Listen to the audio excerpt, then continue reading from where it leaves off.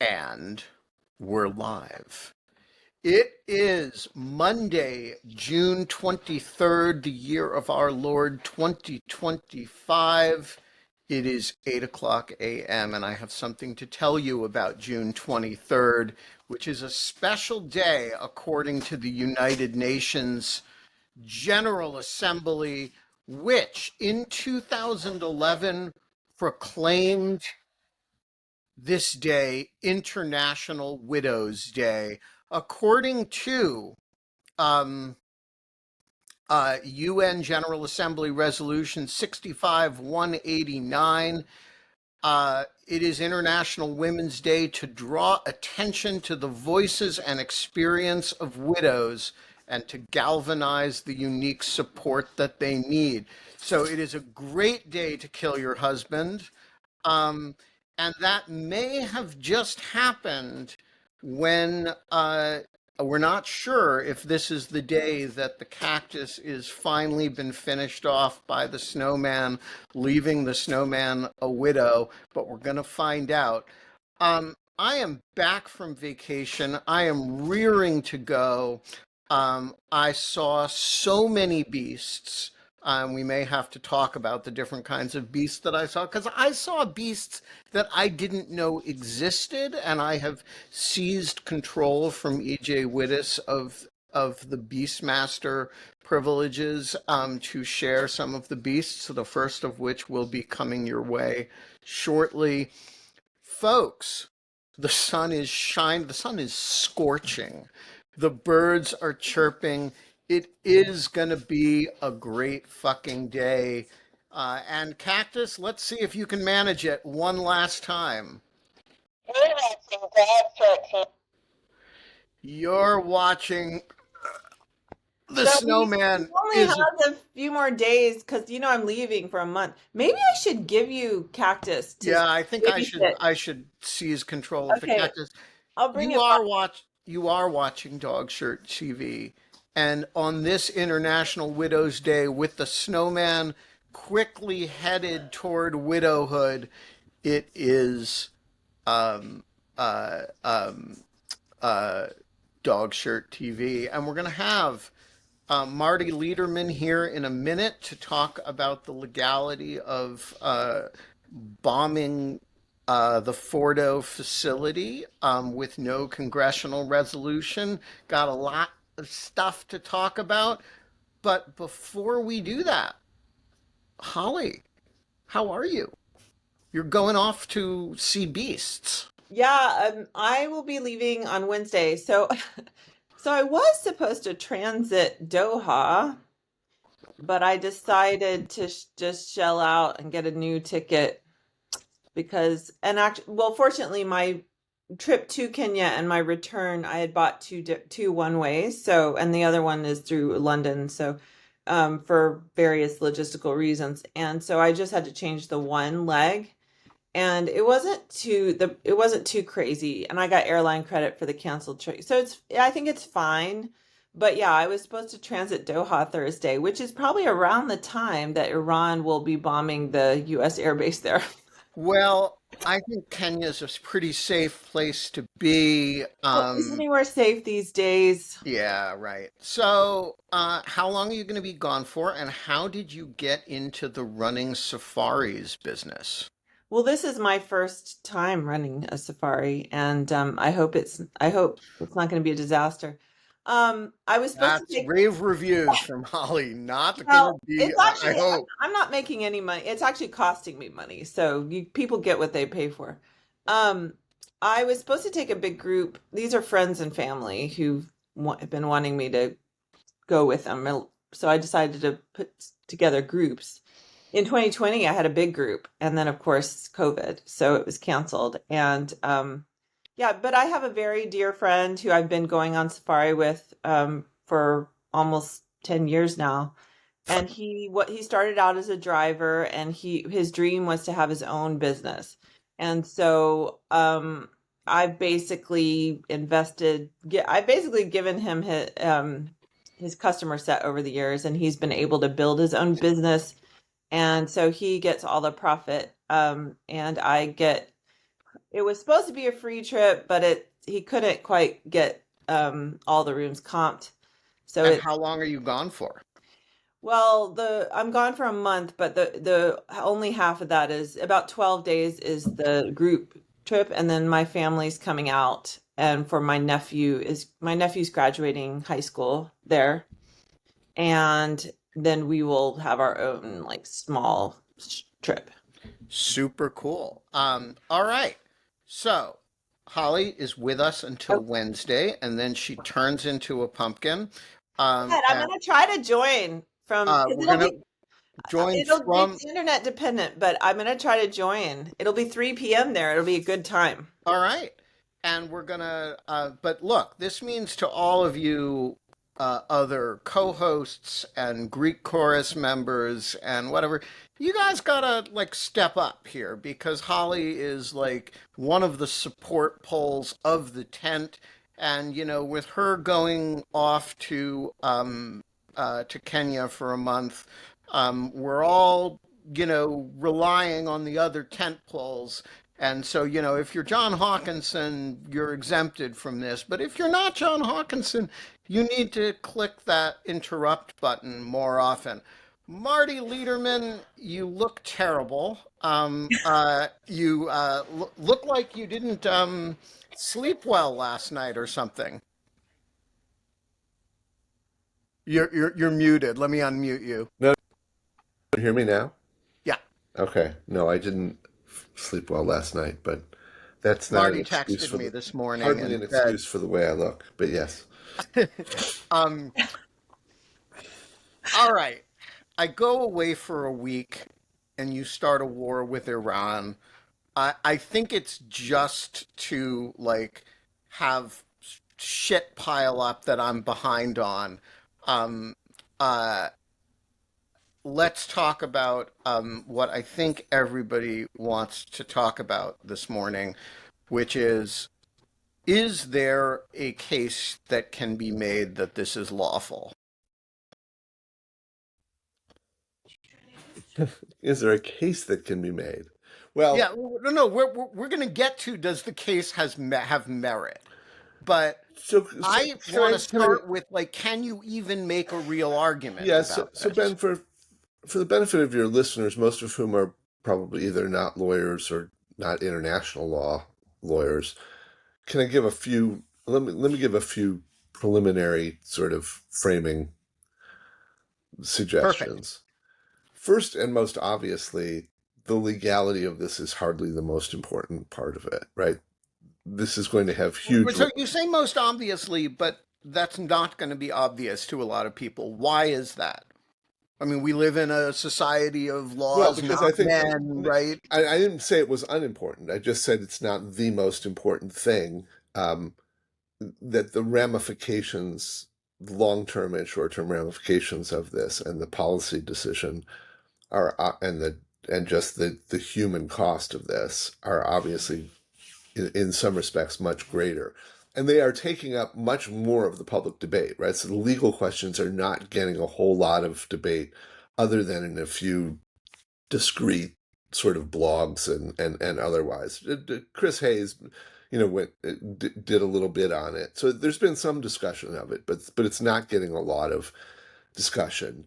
And maybe that's appropriate, although I think it ought to be getting more discussion. It obviously is an important question, but I don't want to make this seem like just a debaters club sort of question. This is obviously a very serious um, policy question as well, and the possible ramifications will have a bearing on the legal question. We'll get to that.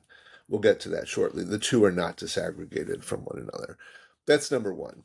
Number two, it seems clear to me that let's just start with Iran. Iran is clearly violating international law by striking at civilian targets in Israel, and more broadly, having engaged in a series of attacks against U.S. forces and against Israel over the course of many years that would be extremely difficult to justify under the UN Charter, which I'll call international law right now. Um, so make no mistake about it, I don't think that the other party here is legally blameless. They certainly are. They certainly are in terms of in terms of their conduct. Not to mention um, conduct in the nuclear space that almost certainly violates their obligations under the International Atomic Energy Correct. Correct. regime. So there's that. Number three, and just to sort of anticipate comments by your audience, all of that we'll be discussing about the law does not mean that it is in any way subject to some sort of remedial regime that's going to work. There aren't going to be immediate or even specific judicial or other consequences if the law has been broken by Israel or Iran or the United States. That said, I think this will have an impact on the operation of the law for many generations to come in a very negative way. But it will not. But for those of your listeners or viewers who are wondering, no, this doesn't get into a court somewhere. The odds of that happening are slim to none. So this is Either as a matter of international law or as a matter of of, U.S. domestic or constitutional as a law. matter of U.S. domestic law. That doesn't mean that it's unimportant or that it is not the sort of legal question. A lot of the work that I did in the government over several administrations was engaging on questions of the legality of uses of force of various kinds. And these questions, at least until this administration, had been taken extremely seriously and debated to a much higher degree than I think most of the public appreciates within the executive branch and And even within Congress and let me even in just the say first. for listeners or viewers who don't know Marty's background, Marty was both a staff level attorney for many years and political leadership at OLC under both the Biden and Obama administrations, and has a unique background in war powers, use of force, resort to force questions, both at the international level and at the domestic constitutional law level. Yeah, thanks, Ben. Yeah, I guess we should have prefaced it with that. So, yes, but even in the first Trump administration, OLC published a very extensive and for the most part, quite thoughtful opinion when they used force against Syria to try to stop Syria from using chemical weapons, the Assad regime there. So these questions were taken seriously in the Trump administration.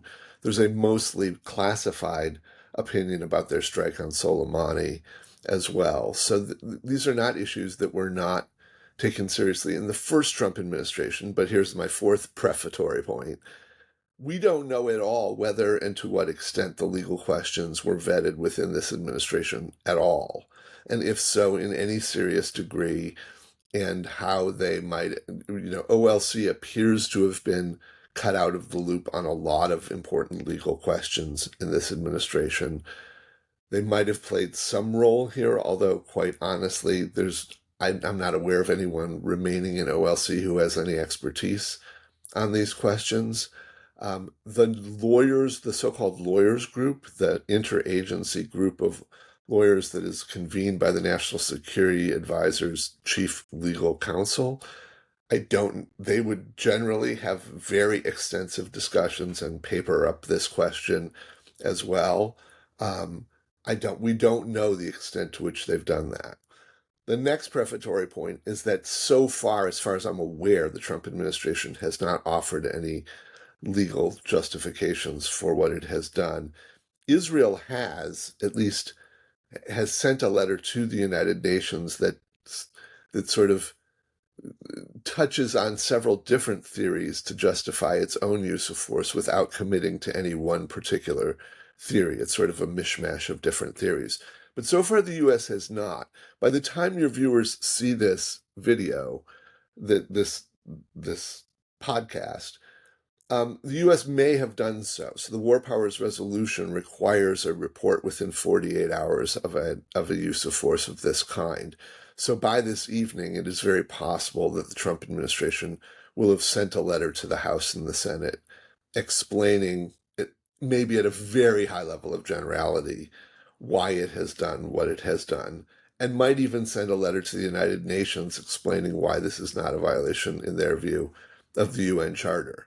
Or maybe not. Maybe they don't care about these things at all, and we won't see any justification at all. So by the time you view this, dear viewers, We do have live viewers, you so have live viewers, some people are watching it now, right, but but it could be that this is somewhat overtaken by events, or that there will be other information in the public by the time we get there. And so I thought there's two basic bodies of law that are relevant here, and they're generally colloquially referred to as international law and domestic law. But actually, they're both domestic law sources. One is the United Nations Charter, which is a treaty to which Israel and the United States are both parties. So that's domestic law as well. It happens to be an international treaty, but it is very much domestic law as well as being international law. And and we're talking specifically about the resort to force provisions in yes, Article 2, 2.4. subsection 4 of the UN Charter generally prohibits state parties, including the US and Israel, from using force against other nations. Obviously, that doesn't mean all uses of force are prohibited, and in particular, Article 51 of the Charter allows that the traditional or the established right of self-defense is preserved, and so meeting the criteria for the traditional use of self-defense would be an exception to a use of force under the Charter. I don't want to get deep in the weeds of the Charter. And the other is the U.S. Constitution, and the question not of whether the United States can use force, as it has this weekend against Iran, but whether the president can do so, I'll use the word unilaterally, by which I mean without any congressional authorization. So it's a separation of powers question about whether the president can act alone without Congress having either declared war against Iran or passed a statute authorizing the use of force against Iran. So there's a UN Charter question, there's a US constitutional question. I don't know, do you want to start with I think in order to talk about the Charter question, the international law question, we have to do at least a little background on whether Israel has violated the Yeah, Charter. so I think you got to start with Israel because it seems to me Israel's arguments are going to be better, stronger than the US's argument, right? There's um, Iran has sent a bunch of missiles to, um, and so um, let me start with a provocation, and Okay. I'm gonna for the rest of this conversation, I'm going to play the role of the belligerent enthusiast, which is not actually how I feel at all, but I'm going to do a little bit of role playing and make the case both on Israel and on the United States' behalf for a more aggressive posture, both militarily and under the law. And I want to stress that this does not actually reflect my view of the subject. Um, Look, Israel attacked Hezbollah. Iran sent a bunch of missiles over. Israel,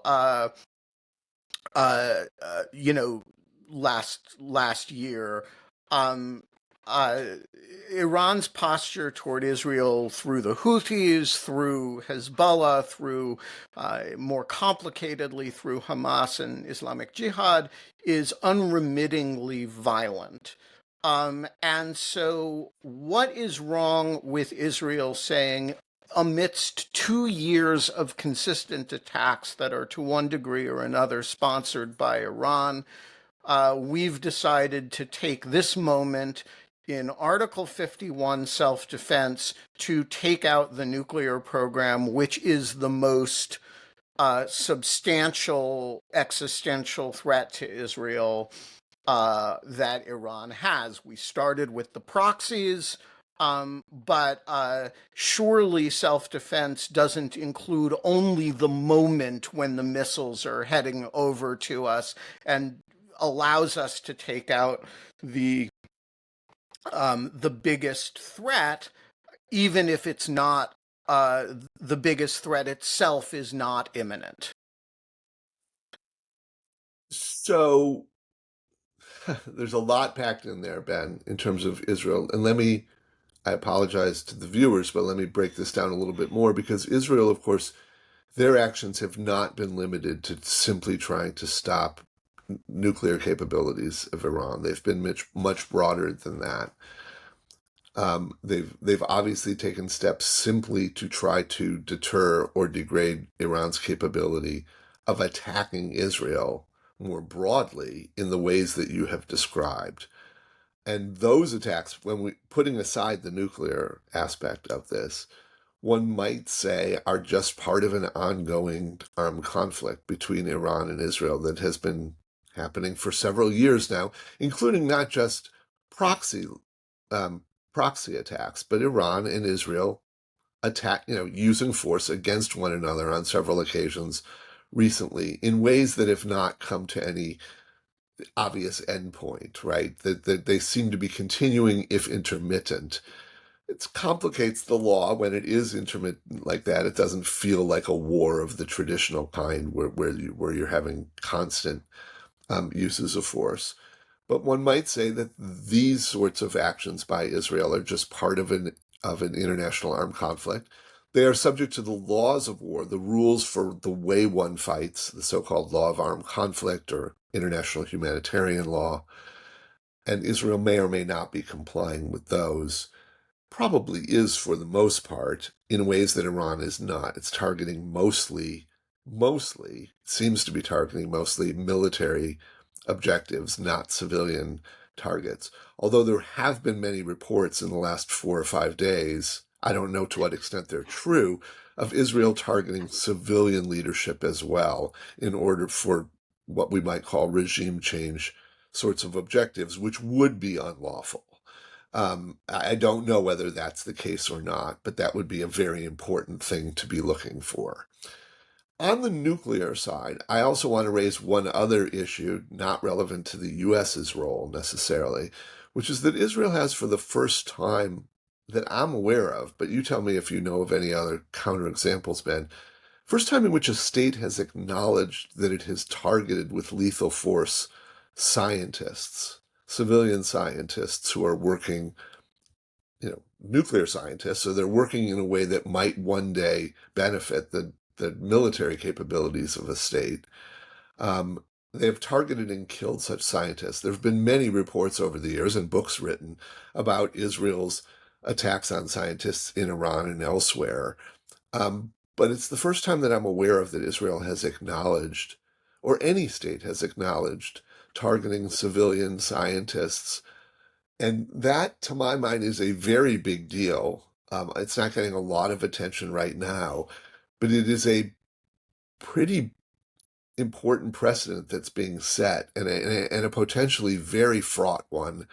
There's a reason states have not acknowledged such attacks when they have happened. It's because both the legality and the morality and the precedent of doing so, of targeting civilians who are somewhat related to a military capabilities in a more attenuated way, opens the door for attacks that you can imagine most nation states, Israel and the United States included, not welcoming very much, right? We don't want our enemies attacking our civilians who are Right. in some respects associated with war efforts. So I think this is Just a to be really, really big deal.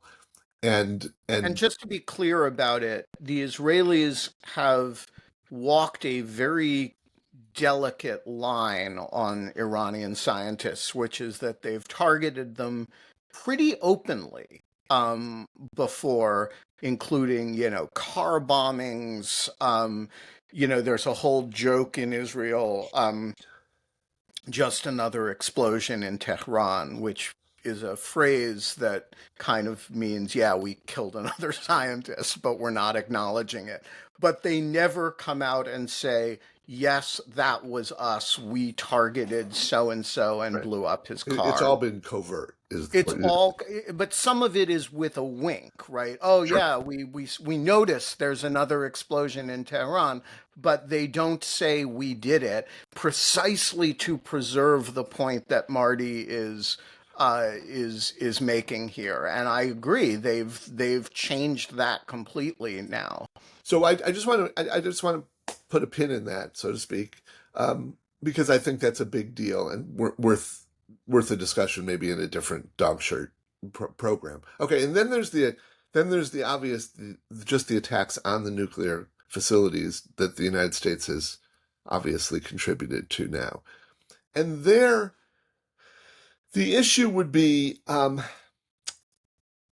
Is Iran's use of nuclear weapons against Israel sufficiently likely, and one might say imminent in a broad sense? Um, is, is this a real threat to Israel? The threat that Iran might actually use nuclear weapons against Israel that would justify if there were no armed conflict ongoing, could Israel have engaged in this kind of an action, or the United States, in order to prevent future nuclear attacks by Iran on Israel in a circumstance in which Iran has not yet built a nuclear weapon, let alone used it against anyone? And the general answer to that would be no, that the right of self-defense does not allow that. When Israel struck the Osiris reactor in Iraq in 1981, virtually the entire world community, including the United States, said that that was unlawful under the UN Charter. What makes this case somewhat different from 1981 and from the standard case are two things. One, Iran has demonstrated a willingness to strike Israel. It has been striking Israel in these ways over the last few years, both by proxy and directly. So it's no longer just an abstract threat. We know they are willing to use force and use force even against civilian targets in Israel, and to do so fairly regularly. And second, they've been willing to publicly acknowledge an exterminationist philosophy, right? There's all this series of comments for many, many years by Iranian leadership that they wish to eradicate Israel as a state, which obviously the way to do that would be through the use of nuclear weaponry. So, to a certain extent, they've invited some sort of action against this. If you were to take both their conduct and their speech seriously, one might think they've tried to leave the impression that they would use these weapons against Israel. And if that's what they want to do, well, then it should be the right of the threatened state to act at the last possible window of opportunity to prevent that capability from being exercised. Now, it's obviously an intelligence question, Correct. not a legal question, whether we are at that point, or whether we believe the Israelis that they are at that So, point. Ben, you know more about this than I do. I mean, And Holly knows more about it than I do. okay, so I'm interested. You know, when I talk to friends and others in Israel, you hear this theme repeatedly, just constantly. It's an existential threat. Iran would use a nuclear weapon against us. We have to stop this from happening. Any other state would prevent it as well if they were in our shoes, which is probably an accurate description. And that's all true. And I just wonder to what extent Israeli officials and intelligence agencies actually believe that. First of all, the United States has assessed that they're not even confident Iran is building a nuclear weapon. So what is the truth of the intelligence on that and the apparent you know apparent disagreement among the intelligence agencies in Israel and the United States? But more importantly, even if Iran were to develop this capability, do Israelis think that Iran would actually engage in the use of a nuclear weapon, which would be mutually assured destruction, right? For both states. Is that really the threat that this is genuinely intended to stop? Or is it a more, I don't know what the right adjective is, if a nation state in a particular area in conflict with another state develops nuclear capability, that obviously, even if it's never used, has a dramatic effect on the balance of power and on both military, political, and economic developments within the region for decades to come, right? It radically affects the balance of power, even if it's never used. And I wonder if that's not really what's going on here. So it depends which Israelis you're dealing with, to be honest. Israeli opinion is, highly diverse, including on this subject, and there are certainly Israeli intelligence officials who have been skeptical of Iranian. Most famously, the one of the former heads of the Mossad is not a particular believer that Iran is. Believes that Iran is an existential threat, but believes it's a manageable threat. That is not what Bibi Netanyahu believes. And Bibi Netanyahu has been, you know, he has been consistent on this point for 30 years. You think he thinks that Iran would actually use a nuclear weapon, even if it meant the likely destruction of the Iranian state? Yes, I think he does. Okay. He's pathologically, I mean, rightly or wrongly, this is his, this is his, you know, like Paul Wolfowitz and Iraq, right? All roads lead to Iran. And so there is that school of thought, which is Is it backed up by intelligence? I mean, the fact that a leader happens to think it so it is idiosyncratically, it is Paul Wolfowitz thinks it doesn't make it so, and so you need some correct. evidence for it. Look, there is the following pieces of evidence for it. One, that Iran has assiduously pursued nuclear weapons, a nuclear program, irrespective of massive damage to its economy and international standing over a long period of time. Number two, that it has built up this multi-front set of proxies, which Netanyahu has dismantled over the last 2 years in whatever one thinks of him, and I assure you my enthusiasm is altogether under control, is a significant accomplishment, and Iran surrounded Israel with proxy forces, which it armed to the teeth, particularly Hezbollah, which was the most competent and trained fighting force in the Arab world until it was destroyed in 2 weeks, last year. Um, and and it has put them in the position to do huge damage over the years to Israel, which has all been used, by the way. The third piece of evidence is that there's no weapon that they've developed that they have not used. And the ballistic missiles, uh, the investment in these proxies. The fourth piece of evidence is the Assad regime. There is one Arab government that, last I checked, still has not condemned the Israeli action in Iran, and it is the Syrian jihadist regime, right? Because however much they may hate Israel, they hate the Iranians even more. And the Syrians were, serious about chemical weapons and used them. There is I don't think you have to be crazy to. Do I think that Iran is an irrational power? No. I think it's played its cards pretty rationally, and I think mutually assured destruction, the structure of nuclear deterrence in that region would be relatively stable. But I am far away from that region, and frankly, a lot of the body of Israeli opinion is not on my side of that question.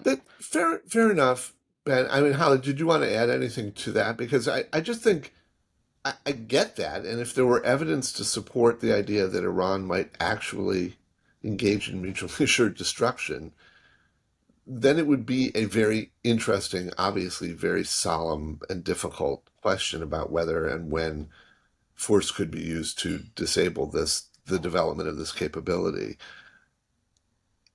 I would just be surprised if there's an intelligence to support a reasonable conclusion that that is a likely or even a possible outcome. But I know less than both of you do. Well, let me just first caveat everything I'm about to say by saying that I'm not a Middle East expert. I never worked in the Middle East. I've seen some classified, like finished intelligence, but there's a full array of intelligence that I've never been privy to, and I'm not at all an expert in the field. So, having said all that, I mean, I look at the question about whether they would use it not really as an intelligent analyst, but as someone who was raised in a culture of religious zealotry.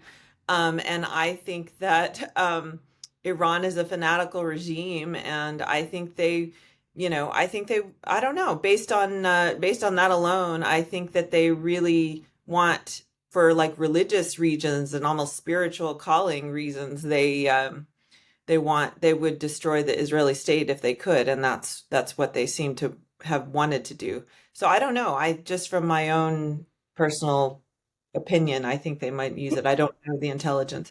I guess I agree, and there are plenty of officials in Israel, including religiously fanatical officials, who would destroy the Iranian regime if there were no And cost. announce their intentions to all of a Right, sudden. if there were no cost to doing so, but there are costs to doing so. And so the question is whether you would do it at the expense of the existence of your own nation. And then that's a very different question So than there, whether in the abstract, Well, if you so could there's push a one other button and make Israel disappear, you would do so. there's so I one other data point in this that I'd like to mention, which is that we do have evidence over the last few weeks that the Israeli intelligence about Iran is exquisitely good. And we've known that for a long time, their ability to target individual scientists, individual military officials. But here we have a lot of evidence that, they were hitting individual rooms in apartment blocks. And so we know that their tactical intelligence is extraordinary. And we also know that, there are a lot of Israelis who have, you know, Persian Jews who have ties in Iran. There is capacity to develop a lot of sourcing, and they've spent a lot of time on this target. And so, one possibility, and again, I'm not saying this is the reality, is that their intelligence about Iran and Iranian intentions is better than ours. but here's Um, the thing Better that than mine, I'll tell you I that. was gonna this is the other point I was gonna make, and that is that there's robust intelligence sharing on targets like Iran between American and Israeli intelligence. And especially if they're trying to bring the Americans along, I would think that they would, share that intelligence.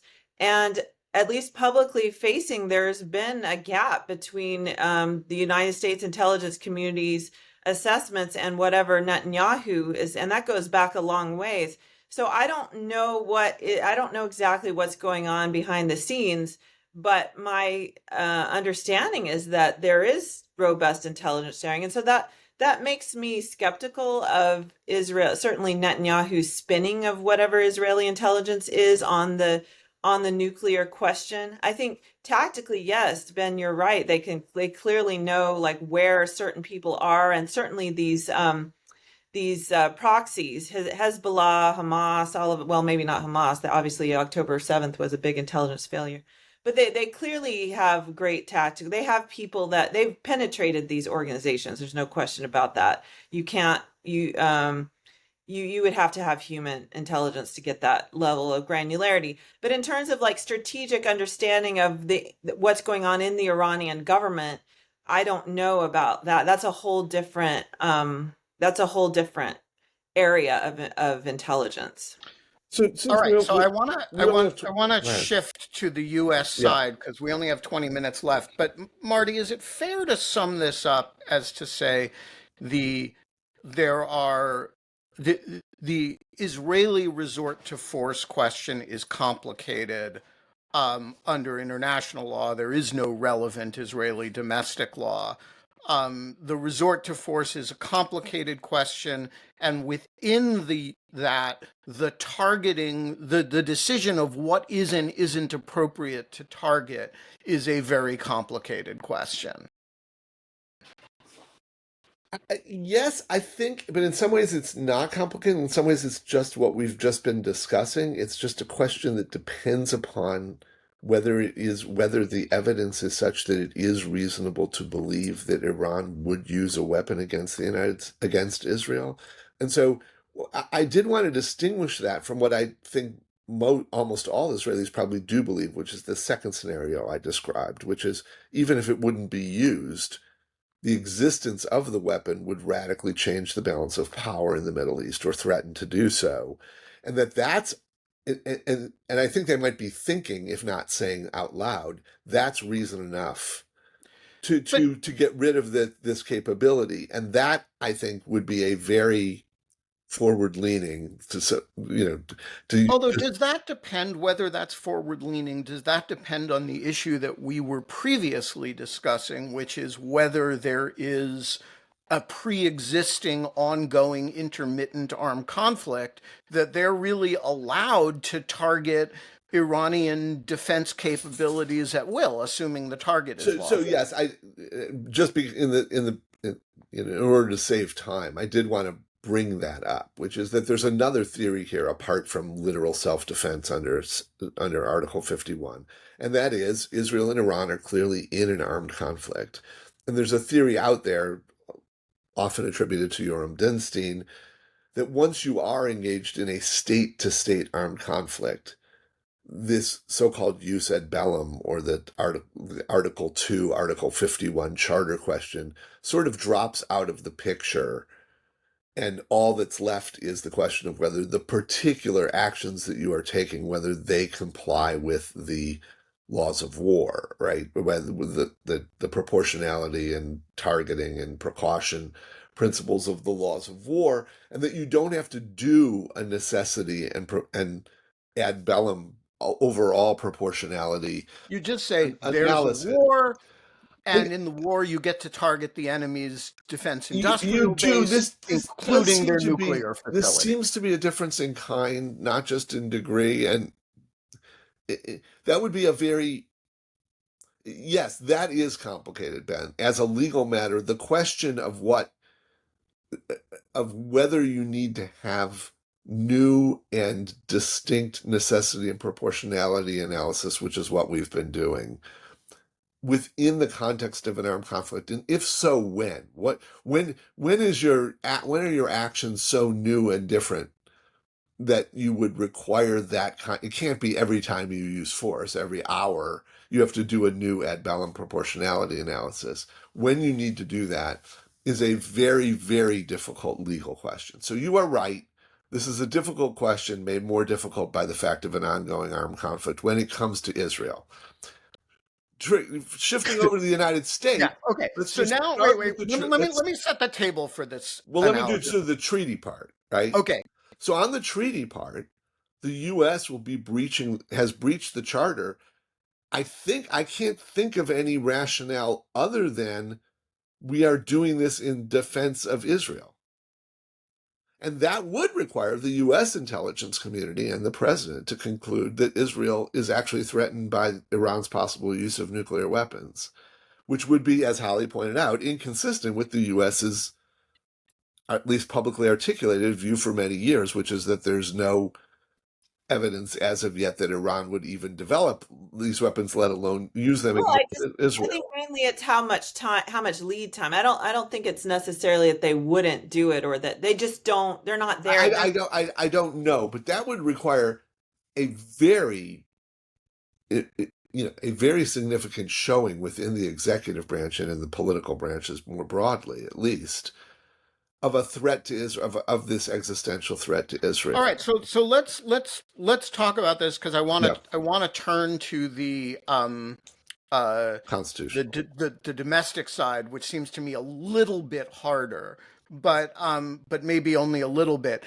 What is the most aggressive interpretation that the U.S. has ever taken of 55 collective self-defense? We intervene in blank Oh, conflict on behalf of an ally, not in our own self-defense, but in somebody else's self-defense.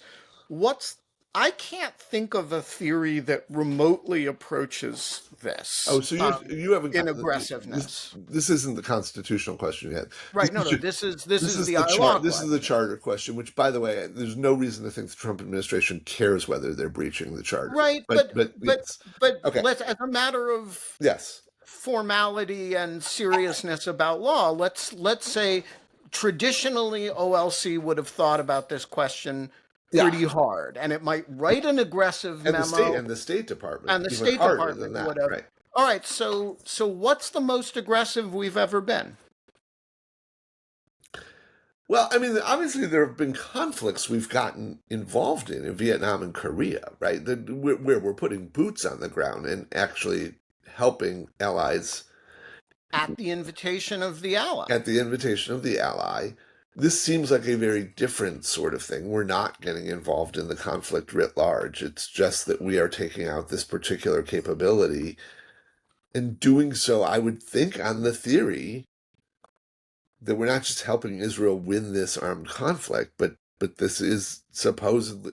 I've been assuming, Ben, that this is based on at least a nominal assessment that Israel satisfies the Article 51 self-defense rationale, and that therefore we can come to the aid of an ally. That said, I don't believe we have an actual treaty with Israel that either requires a There that is no requires us, treaty with right? Israel. So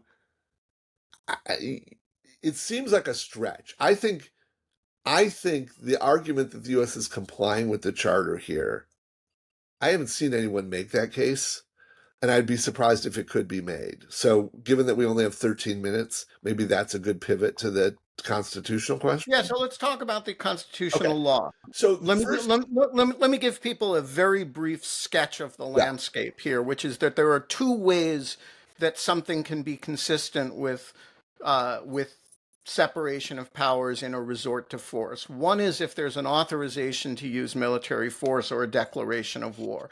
The other is absent that, whether something is plausibly described as self-defense. So it kind of mirrors the uh, and self-defense does include in the U.S. constitutional framework a certain type of preemptive self-defense. so not quite. It's All right, correct me. not quite. So, yes, the first part is right. If there were a statute or a declaration of war, that would be enough. There's not, so we can put that to the side. So, the question is whether the president can act alone. The most common traditional justification the executive branch has given for acting alone has been to either repel an imminent attack or to protect U.S. persons who are under attack or in self defense more broadly. That is true, but it's not the only way. So, I'm going to be really shorthand here. There are basically three schools of thought on this question. The traditional school of thought, you can see this in blog posts by Ilya Soman and Mike Ramsey in the last couple of days. Online, it's reflected in John Hardy Lee's book, Wherein Responsibility. You can get it in 1,000 different sources. Those are the ones I assign my students. I assign them chapter 1 of Ely. The traditional originalist view is you need Congress to approve this, except to repel an imminent attack. Full stop. And that view is actually reflected in the War Powers Resolution itself in Section 2, where Congress articulates its view of the Constitution, and that's what it is, basically. If you're an originalist, that's your view, and then therefore this use of force, like many others over the last 40 years, are unconstitutional because they are not approved by Congress. At the other end of the spectrum is a view adopted in 2002 in the second Bush administration, which is that the president can take the U.S. to full-scale war without Congress, without Congress, congressional authorization. Virtually no one except John Yoo accepts that view, and the first Trump administration did not articulate that view. So that is, I think, at the other extreme and not very well accepted by anyone of note. Then there's this third way, which has basically governed the conduct of the executive branch in the United States from, roughly speaking, 1992 until the present day. And it's articulated in a series of OLC opinions, including in the Trump administration, which says that the president can act alone if two preconditions are met. First, there has to be a legitimate, significant national interest at stake. You're right, Ben. The traditional one has been self-defense or defense of troops, but that's not the only one. And so the Syrian chemical weapons was in order to prevent the use of chemical weapons against the Syrian people. And more importantly, the second precondition, and this is sort of a matter of constitutional translation, you might think, is that the anticipated scope, nature, and duration of the activity has to be such that would not amount to what OLC has called war in the constitutional sense. That is to say, you have to be making a prediction ex ante that what's likely to result from the use of force is not does not raise the kinds of concerns, the kind of possibility or risks of threats to blood and treasure, so to speak, but to other matters as well, that would require congressional buy-in or congressional authorization. And interestingly, in Trump's first administration, his OLC's principal opinion, the one on the Syrian chemical weapons, acknowledged that a big part of this analysis, and this goes on in the executive branch, is an assessment of whether the use of force is likely to lead to escalation, right? By the other side, by risks to U.S. persons and property overseas and in the United States. Is this going to de-escalate things overall or escalate them? And those questions, my experience, without going into classified information, has been sort of at the heart of internal executive branch deliberations on these questions, In other particularly with words, is respect this a to one-off thing where you drop some bombs and, as George W. Bush would say, pound sand, destroy a few targets, or is this the opening salvo in a conflict? correct, and what the risks are. And obviously the Obama administration's actions in Libya, which were approved by the United Nations Security Council, OLC concluded that didn't require congressional authorization because it was very unlikely Libya would respond. It was going to be basically a one-way battle. Here, I have a hard time imagining how the lawyers could have, reasonable lawyers, now I don't have no idea what went on among officials and lawyers, could have concluded here that the risks of, if not escalation, of serious ramifications in terms of threats to Americans, threats to the international economy, threats to escalation, threats to Iran using force in many, many different ways over many years, both short-term and long-term, wouldn't be such that this would not be war in the constitutional sense. It seems, I know Donald Trump hopes that this is just the end of it. He acted on a Saturday night and Iran will see the error of its ways, lay down its arms, and we'll all say kumbaya. But I would be shocked if that were the assessment within the executive branch of what was likely to happen. All right, so let me push you on that Yeah, and play the belligerent again. yeah, Israel has already destroyed Iranian air defenses. Um, Israel is taking out 90% of incoming missiles to Israel. U.S. Anti-missile capabilities are supplemental to that. The U.S. Has 40,000 troops in the region, which is, I think, the big vulnerability to the position I'm huge. arguing.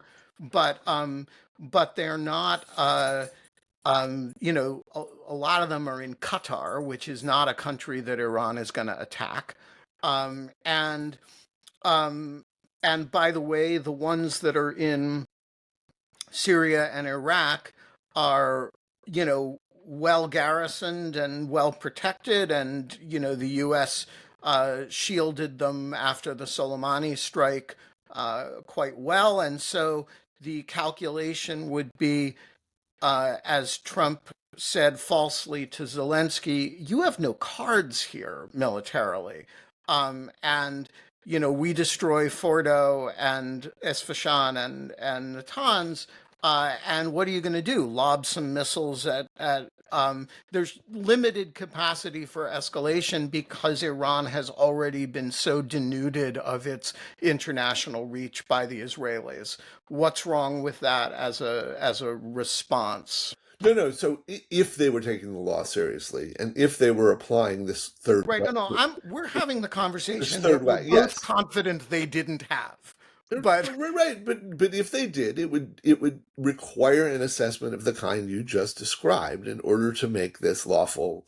If you're not an originalist, if you're working in this third way assessment, quite honestly, I and others who advised presidents on these matters for many years always thought of this kind of question, an attack on a nuclear reactor against a nation state, as sort of looming in the background as the hypothetical that you wanted to be careful to not be giving a green light to because of the implications, right? Like, now you might, if that's what the U.S. intelligence agencies have concluded, which is that this is a fairly cost-free action that's going to make the world a more peaceful place, without risk to Americans, including our troops in Iraq and Syria, but also to Americans here, who might be targeted, um, which is in the papers today, right? That we're worried about Iranian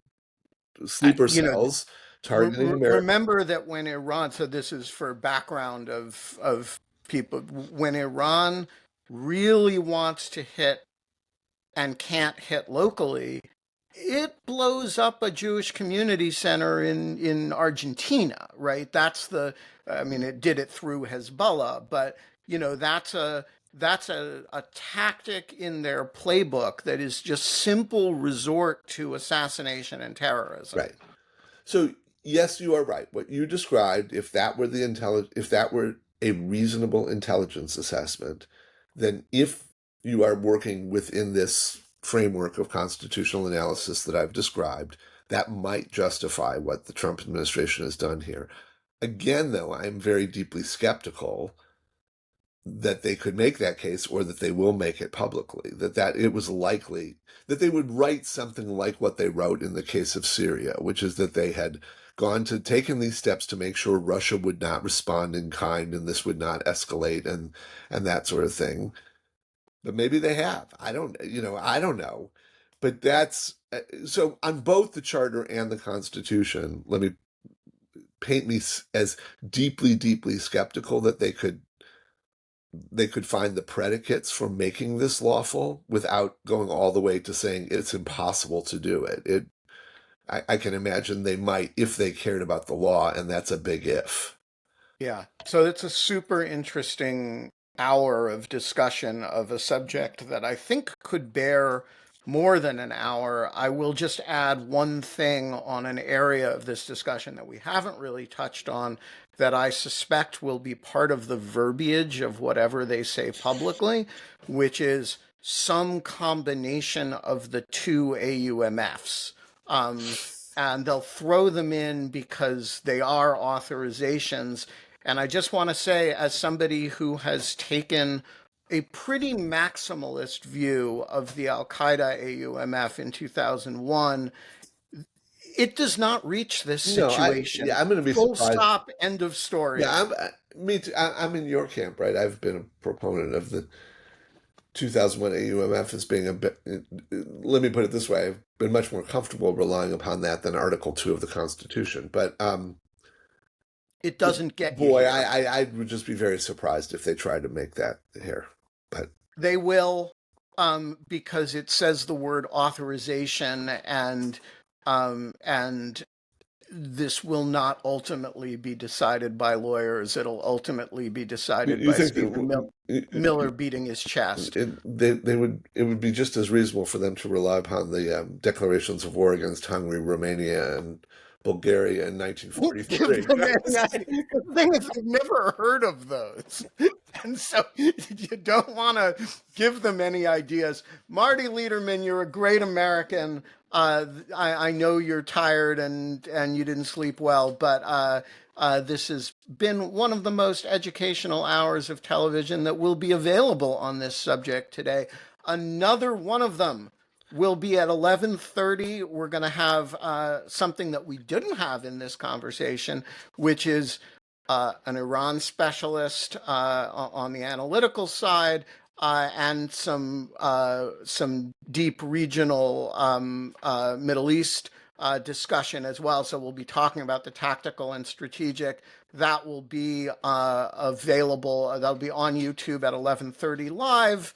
And it will also be on, I'm sure, on the Lawfare podcast feed. And Ben, But we should tell your viewers, Trump sort of got in the way. We were going to have a discussion this week about the Supreme Court's Scrimetti decision about gender affirming care for so transgender name a youth. day you want to come back and We talk have to. gender affirming care, and we will do that. Because Marty is a man of such diverse interests within the law. Um, Folks, we're going to be back tomorrow. Holly's going to be here. It's going to be her penultimate day before she goes off to Kenya. I don't know who else is going to be here, except you'll be here and I'll be here. And it's great to be back, folks.